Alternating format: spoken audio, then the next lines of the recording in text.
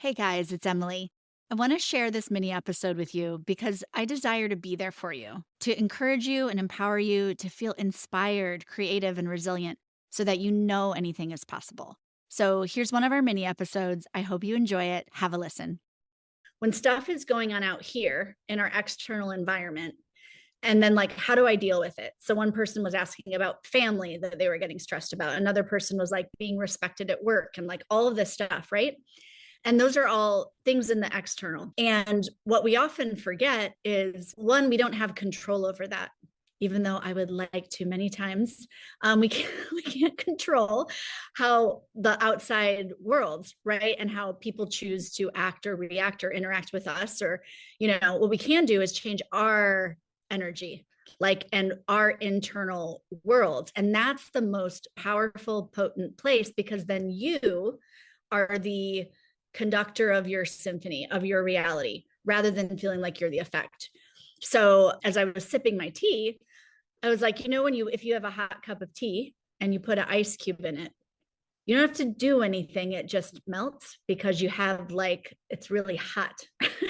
So what can you choose to warm your cup up so that you're so hot that no matter what is going on in your external world are they might be ice cubes, they might suck, but it doesn't matter when your internal world and energy is in a space, and we'll just use heat for this example of the hot tea, that it melts it. And that's where the external, it's like we create the reality around us, but not by reacting to the ice cubes, not by reacting to the people or that need of reactive reality is like based on, oh, I have to be the effect of everything. Like I have to respond in a certain way. They do this, I react this way. This person expects me to give this, rather than, wait a second, I'm my own cup of warm, hot tea that I can keep adding energy to and change and then melt anything around.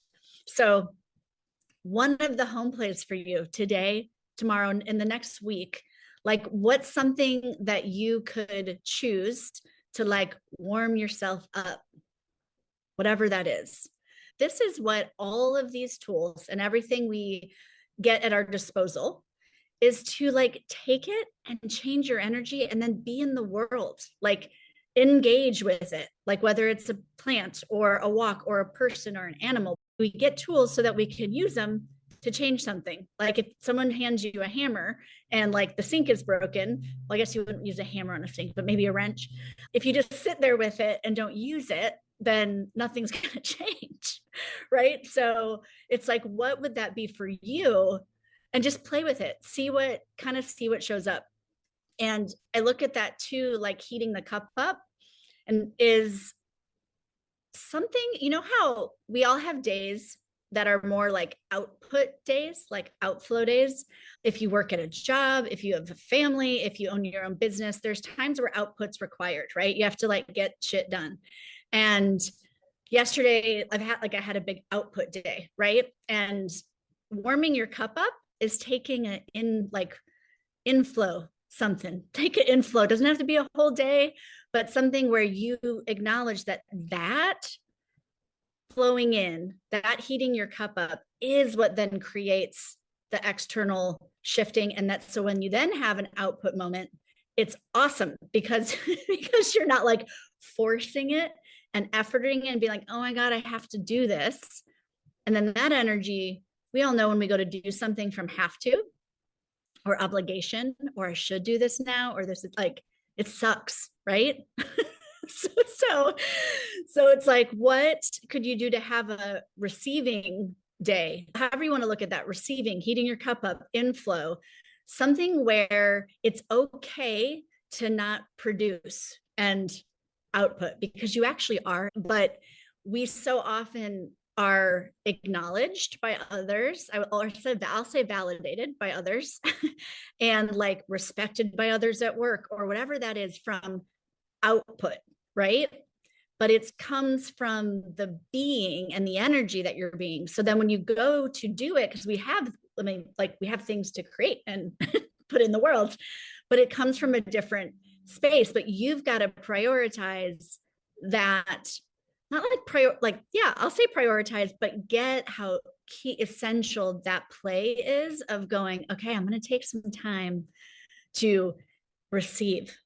And it could be, just for a moment, like looking at the grass and checking out a really cool blade of grass and all the things that live under it, or going on a walk, or rolling in a ball, or sweeping your house.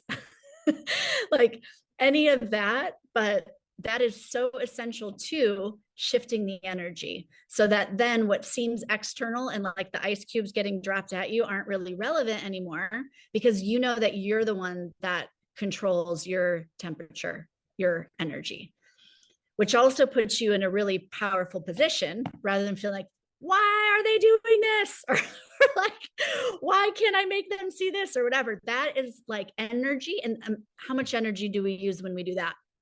Like, why are they doing this? They shouldn't have done this. This shouldn't have happened to me. I would like, it's so much energy, and it's not at all useful.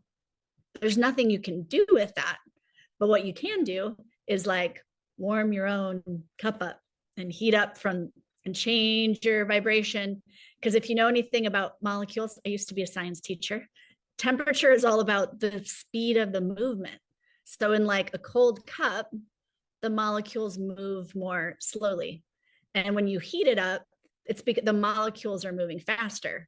You are made of molecules and atoms, but mostly 99% space. So that space you are is like always in motion. And when you speed up, then like you heat up, it changes your frequency, so that the things you're asking for and the things you desire are usually like, oh, that'd be awesome, right?